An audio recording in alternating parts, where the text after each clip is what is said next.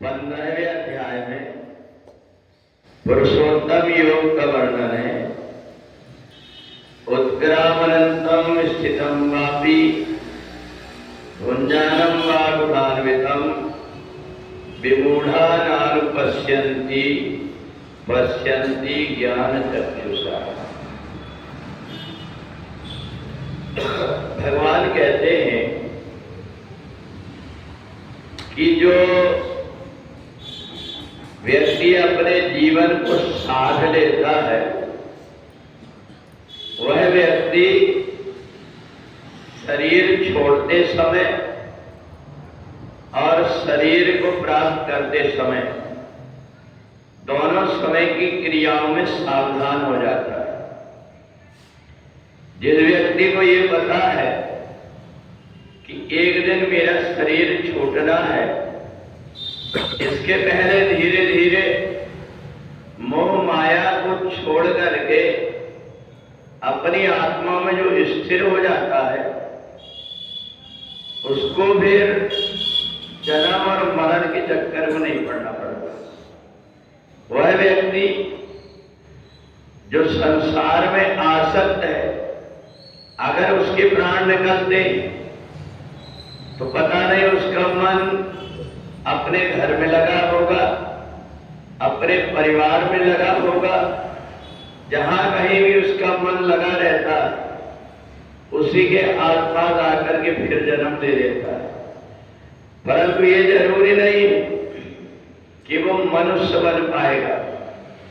इसलिए भगवान ने कहा कि जो ज्ञानी व्यक्ति होता है इस मनुष्य शरीर को प्राप्त करके संसार से मन हटा करके परमात्मा में लगा देता है।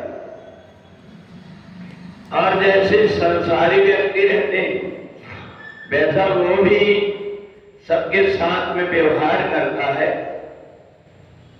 अंतर इतना रहता है कि जैसे पानी के ऊपर नाव चलती है ऐसा वो संसार में रहता है।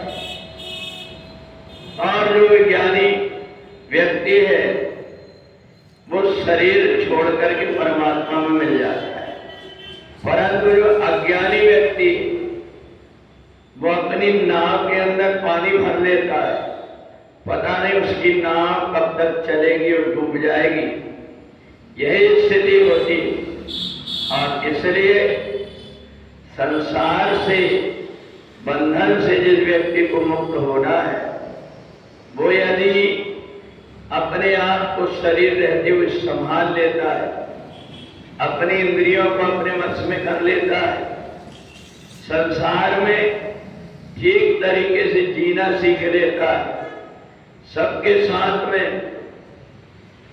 जितना अच्छे से अच्छे व्यवहार बनता है उतना अच्छा व्यवहार करता है, किसी को सताता नहीं, अपनी इंद्रियों को ऐसा कर लेता है कि जब मैं परमात्मा के सामने खड़े होऊंगा तो परमात्मा भी देख करके कहेंगे इस व्यक्ति ने सादगी से जीवन जिया। तो इसलिए जो व्यक्ति शरीर के रहते रहते जीवन और मरण दोनों की क्रियाओं को सीख लेता है कि जब कभी जन्म हो परमात्मा की जहां इच्छा वहां जन्म हो, और जब मेरी मृत्यु हो परमात्मा की याद करते हुए संसार की वासना से अलग हट करके परमात्मा में ही मन लग करके शरीर छूटे, इस प्रकार से जो बना लेता है वो व्यक्ति अपने जन्म और मरण दोनों को सुधार देता है। उसी को पुरुषोत्तम कहते हैं। बोले वृंदावन बिहारी लाल।